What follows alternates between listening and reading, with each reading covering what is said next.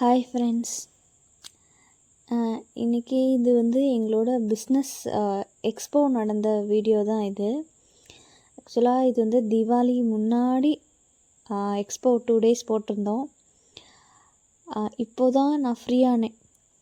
ஏன்னா நிறைய ஒர்க்கு, நிறைய தீபாவளி முடிஞ்சு கந்த சஷ்டி விரதம்லாம் முடிஞ்சு என்னோடய அனிமல்ஸ் எல்லாத்தையும் கேர் பண்ணி இப்போ தான் ஃப்ரீயானேன். அதனால் உங்களுக்கு எங்களோட பிஸ்னஸை ஷேர் பண்ணுறேன். ப்ரொஃபஷ்னலாக நாங்கள் வந்து என்னென்னு பார்த்திங்கன்னா சாரீ பொட்டிக் வச்சுருக்கோம், க்ராசரி ஷாப் வச்சுருக்கோம், அப்புறம் வந்து sweets and snacks orders base பண்ணி அதை நாங்கள் ஹோம்மேடாக ப்ரிப்பேர் பண்ணி தருவோம்.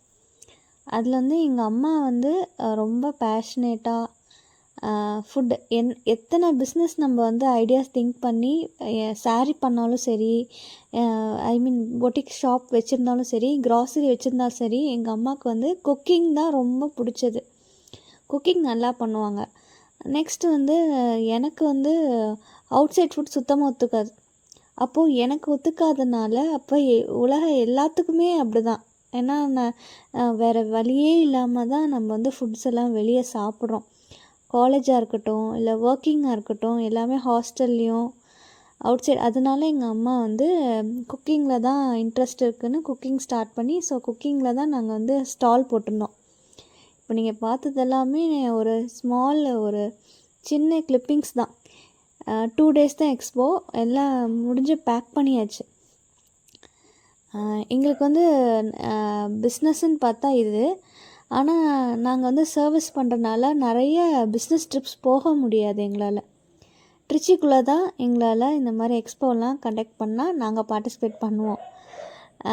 மற்றபடி தஞ்சாவூரோ இல்லைன்னா கோயம்புத்தூர், மதுரை, சென்னை எக்ஸ்போ இங்கே எல்லா பிளேஸ்லேயுமே எங்கள் ஸ்டால் பக்கத்தில் இங்கே போட்டவங்க எல்லாருமே வேறு வேறு பிளேஸ்லேருந்து தான் போட்டிருக்காங்க. ஸோ எங்களுக்கும் போகணுன்னு ஆசை இருக்குது. மற்ற ஊருக்கெலாம் நம்ம வந்து லைஃப்பை எக்ஸ்ப்ளோர் பண்ணணும் அப்படின்லாம் இருக்குது. ஆனால் நம்ம வந்து அப்படி போக முடியாது. ஏன்னா எங்களுக்கு வந்து பெட்ஸ் இருக்காங்க. ஸோ அவங்களெல்லாம் விட்டுட்டு, அதுவும் மார்னிங்லேருந்து ஈவினிங் வரைக்கும் மேனேஜ் பண்ணிடுவாங்க. 2-3 daysனால் மேனேஜ் பண்ண முடியாது.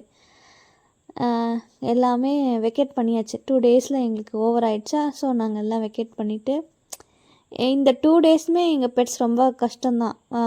மார்னிங் நான் வந்து 8 o'clock நாங்கள் இங்கே ஸ்டாலுக்கு வந்தோன்னா நைட்டு திருப்பி வீட்டுக்கு போக 10 o'clock ஆகிடும்.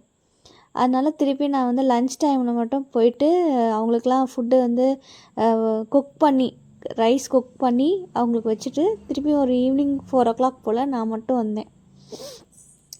இதுதான் ஃபீடர்ஸோட லைஃப் ஸ்டைலு. நான் வந்து 2 daysல எக்ஸ்போவில் இருந்தனால அவுட் சைட் ஃபுட் சாப்பிட்டோமா, நம்மளுக்கு ஒத்துக்காது உடம்பு.